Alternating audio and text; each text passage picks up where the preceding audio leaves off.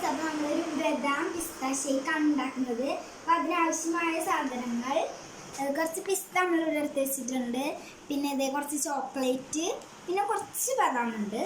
പിന്നെ ഇതേ ഒരു 2 പാക്കറ്റ് ബൂസ്റ്റ് നമ്മളിവിടെ എടുത്തിട്ടുണ്ട്. പിന്നെ ഇതേ ഒരു പാക്കറ്റ് കട്ടപ്പാലാണിത്. സാധാ പാൽ ഉപയോഗിച്ചാലും കുഴപ്പമില്ല.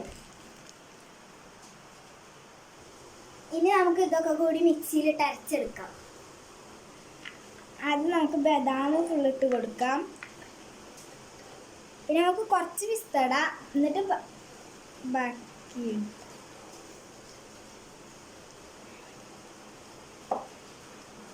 ഇനി നമുക്ക് ഈ ചോക്ലേറ്റ് ഇടാം.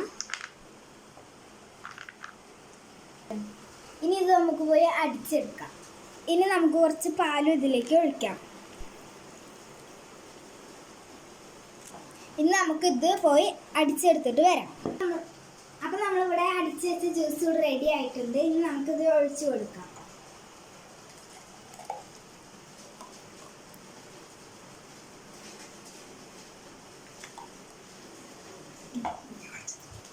അപ്പം ഇനി നമുക്ക് കുറച്ച് ബൂസ്റ്റ് ഇട്ട് കൊടുക്കാം.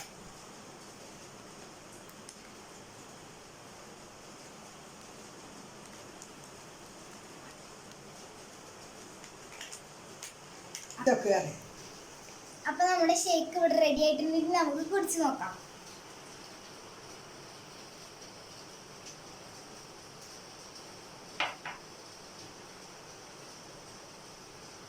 നല്ല ടേസ്റ്റ് ഉള്ള ഒരു ഷേക്കാണ്. എല്ലാവരും ട്രൈ ചെയ്ത് നോക്കണേ.